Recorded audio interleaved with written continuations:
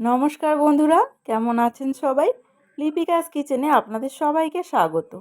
আজকে আমি আপনাদের নারকেল নাড়ু বানিয়ে দেখাবো। এই নারকেল নাড়ু যে কোনো পূজা অর্চনায় ব্যবহার করা হয় এবং তৈরি করতেও খুব কম সময় লাগে। এই নারকেল নাড়ু গুড় ও চিনি দুটোরই হয়।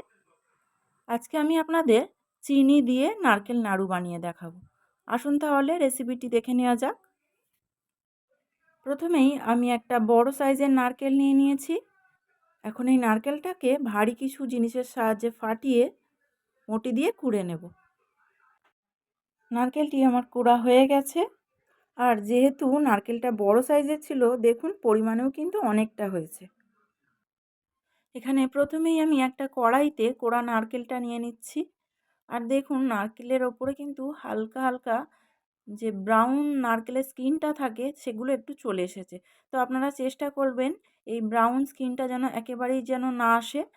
নারকেলটাকে পুরোপুরি সাদা রাখতে চেষ্টা করবেন, তাহলে নাড়ুগুলোও সাদা ধপধপে হবে। তো যাই হোক, একটু আধটু আমি পরিষ্কার করে দিলাম।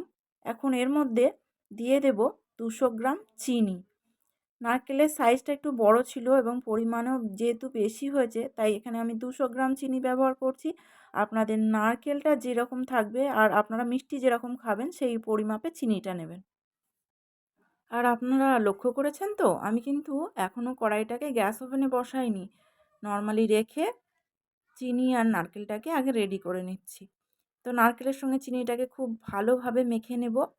নারকেলটা এই সময় যতটা সম্ভব চটকে চটকে সফট করে নিচ্ছি, যাতে নারকেলের ভেতরে যে ময়েশ্চারটা আছে সেটা বেরিয়ে আসে। 10 মিনিট এভাবে মেখে নেওয়ার পর দেখুন নারকেলটা কিন্তু এখন অনেকটাই সফট হয়ে গেছে এবং নারকেলের মধ্যেকার ময়েশ্চারটা বেরিয়ে এসেছে। দেখুন হাতটা আমার কতটা তেলতেলে হয়ে গেছে।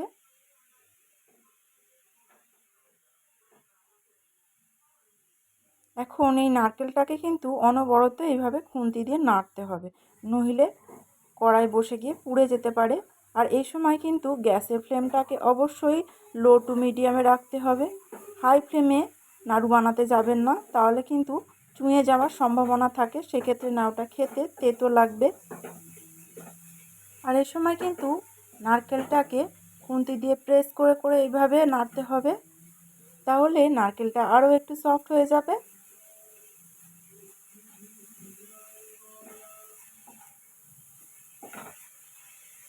আর নারকেলটা যখন এইভাবে দলা বাঁধতে শুরু করবে, তাহলে বুঝে নেবেন পাকটা এবার হয়ে এসেছে। এই সময় নারকেলের মধ্যে দিয়ে দেব 3 চামচ গুঁড়ো দুধ। যে কোনো পাউডার মিল্কই আপনারা ব্যবহার করতে পারবেন এখানে।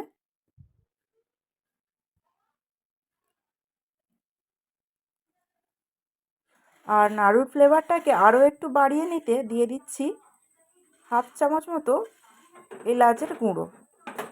ব্যাস সব কিছুকে এবার খুব ভালোভাবে মিশিয়ে নেব।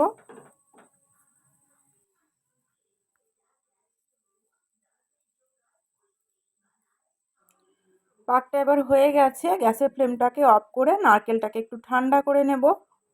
তবে খুব বেশি ঠান্ডা করলে হবে না, হালকা গরম থাকতে থাকতেই নাড়ুটাকে পাকিয়ে নিতে হবে।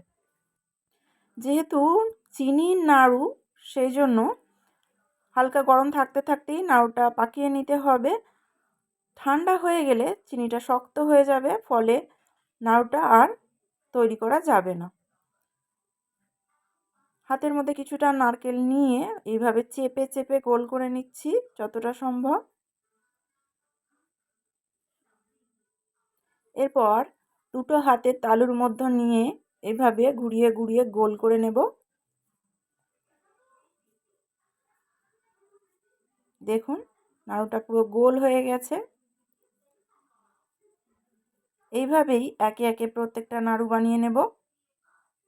এই নাড়ু কিন্তু আপনারা অনেক দিন পর্যন্ত স্টোর করে রেখে খেতে পারেন। ফ্রিজে যদি রাখেন তাহলে তো 6 মাস পর্যন্ত অবশ্যই স্টোর করে রাখতে পারেন।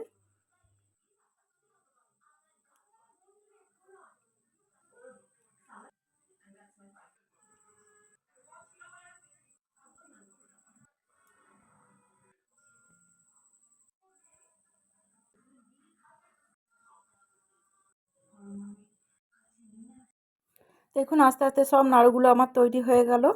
তো বন্ধুরা, কেমন লাগলো আমার আজকের এই নারকেল নাড়ু রেসিপিটা? ভালো লাগলে অবশ্যই কিন্তু লাইক, কমেন্ট, শেয়ার করতে ভুলবেন না।